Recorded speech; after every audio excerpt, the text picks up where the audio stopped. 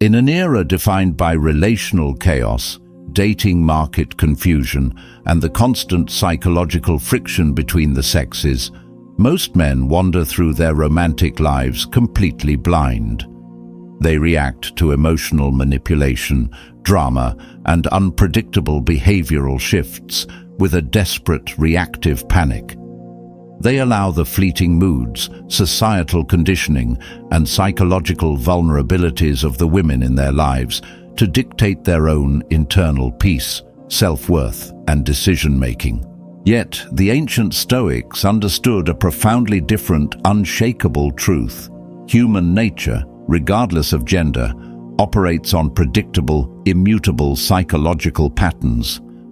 Marcus Aurelius, analyzing the behavior of the Roman court, and Seneca dissecting the emotional storms of those around him, never allowed themselves to be swept away by the turbulence of others. They maintained an impenetrable inner citadel. Today, we explore the 10 psychological weaknesses or vulnerabilities inherent in human interaction through a rigorous Stoic lens, and more importantly, how mastering your awareness of them allows you to take total control of your life, maintain absolute frame, and lead with unyielding strength. This is an uncompromising blueprint for psychological sovereignty in romance and human dynamics.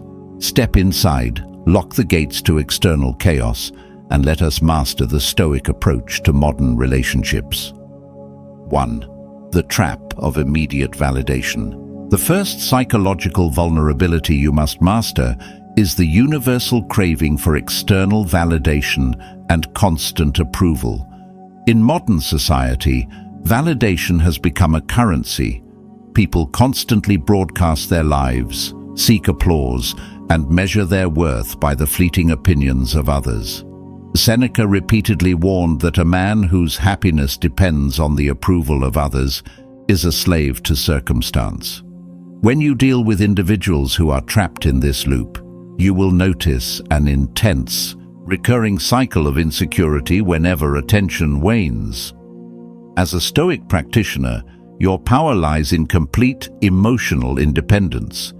You do not withhold affection out of manipulation, but you refuse to anchor your self-worth to whether someone is praising you or ignoring you. By remaining entirely self-contained, you break the cycle of emotional games.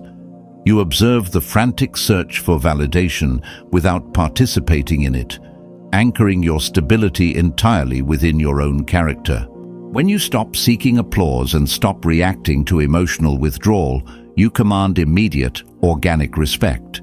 You become the anchor in the storm, entirely immune to the shifting tides of external approval. 2. Premeditatio malorum in romantic friction. Most men enter romantic relationships with a naive fairy tale expectation that interactions will be smooth, logical, and consistently rational. When emotional outbursts, unpredictable shifts, or sudden conflicts inevitably arise, they crumble into frustration, confusion, and reactive argument. The Stoic practice of premeditatio malorum, the premeditation of evils, changes this entirely. Before you engage in your day or enter your home, mentally rehearse the potential friction points. Anticipate emotional volatility, irrational arguments, and sudden tests of your frame, not with anger, but with clinical detachment. When your partner or the people around you display sudden emotional turbulence, you do not gasp in horror or lose your temper. You smile inwardly, knowing you met this exact scenario in your mind hours ago. You realize that emotional volatility is simply a natural manifestation of human nature under stress. By anticipating chaos in the quiet safety of your morning reflection, you strip it of its power to disrupt your inner citadel. You remain calm, centered, and completely unshakable. 3. The view from above. During relationship drama, human drama is fundamentally driven by tunnel vision. When an intense argument or a minor relational disagreement erupts, individuals tend to treat that microscopic moment as if it is the center of the universe. Emotions run high, words are weaponized, and rationality is abandoned. To break this cycle of petty conflict, practice the Stoic view from above. In the middle of an escalating emotional storm, mentally step back. Visualize your entire life, your long-term goals, your mortality, and the vast scale of the universe. Realize how microscopic this current argument will look in 5 years, let alone 50.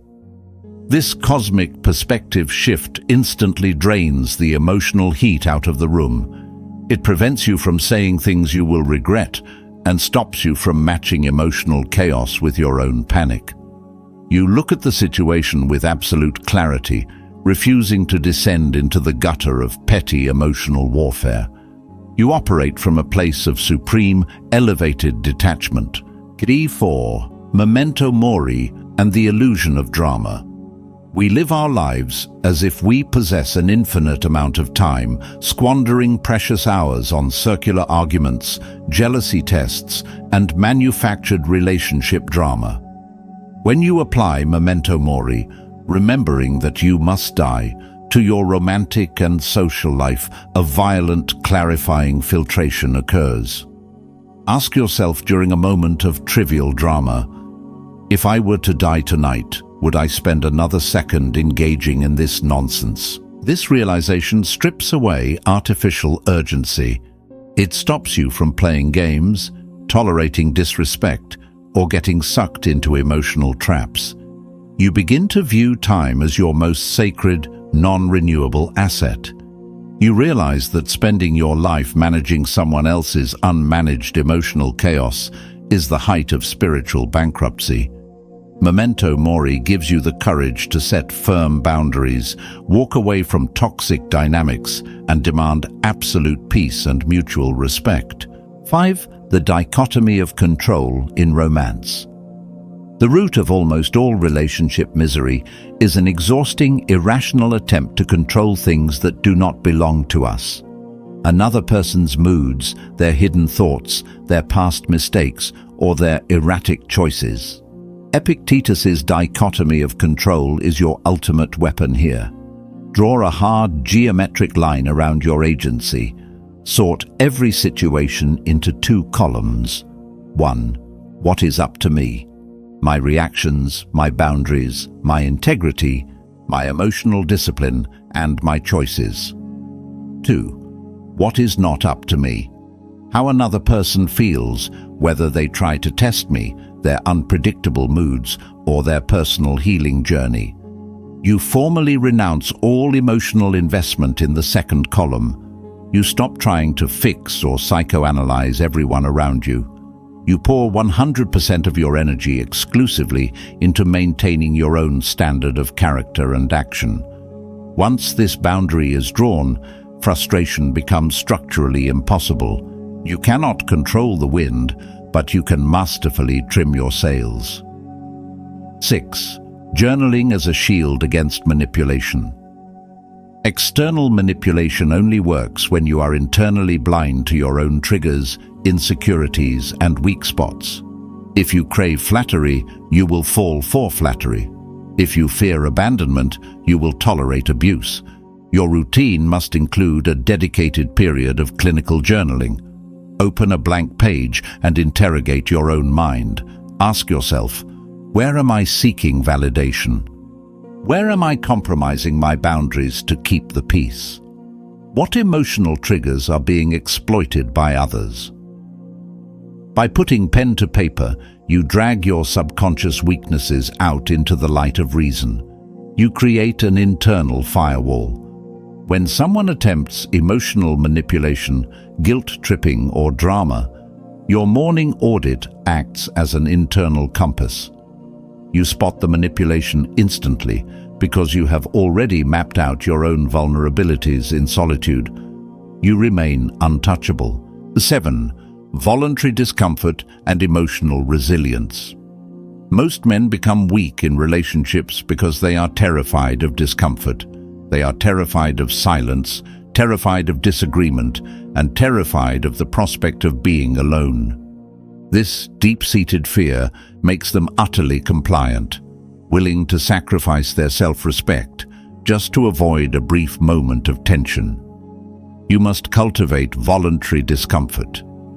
Just as you harden your body through physical discipline, you must harden your mind by becoming completely comfortable with tension and solitude. Practice holding your ground during a disagreement without raising your voice. Practice sitting in silence when someone attempts to goad you into an emotional reaction. When you prove to yourself that you do not fear conflict, that you do not fear being single, and that you do not require anyone's constant approval to survive, your entire aura transforms. You project quiet, unshakable power. You can no longer be controlled through the threat of withdrawal or emotional punishment. 8. Digital asceticism and relational clarity. In the modern dating landscape, psychological warfare is frequently waged through digital screens, delayed text replies, read receipts, cryptic social media posts, and manufactured ambiguity designed to trigger anxiety and keep you hooked. The Stoic practices digital asceticism. You do not allow algorithms, text message intervals, or digital breadcrumbing to dictate your emotional state. You recognize that digital games only have power if you choose to play them by disengaging from the hyperreactive digital loop, keeping your phone out of reach, refusing to overanalyze delayed responses, and focusing entirely on real-world actions rather than digital noise. You reclaim your psychological empire. You judge people entirely by their consistent, tangible actions in reality, ignoring the smoke and mirrors of digital manipulation. 9. Fulfilling your duty above all else. When men fall into toxic or overly dramatic dynamics, they often abandon their mission, their purpose, and their responsibilities to focus entirely on managing their partner's emotional state. This is a fatal mistake. The Stoic remembers that their primary duty is to virtue, reason, and their life's mission. Whether you are a creator, a leader, a builder, or a protector, your purpose comes first. When you approach your life with the sovereign mindset, that your mission is non-negotiable, you stop orbiting someone else's universe. You invite them to orbit yours. You serve your relationships and your loved ones with total dedication, but you never sacrifice your core purpose for the sake of appeasing temporary emotional storms. Work, discipline, and honor remain your ultimate North Star. 10. The evening audit of your frame. The final habit is the unsparing evening review. Seneca noted that at the end of every day, he reviewed his actions, his emotional triggers, and his adherence to reason, hiding nothing from his conscience. Ask yourself tonight, did I lose my frame today? Did I react to emotional bait? Did I compromise my boundaries out of a desire for comfort or validation? This creates a powerful feedback loop.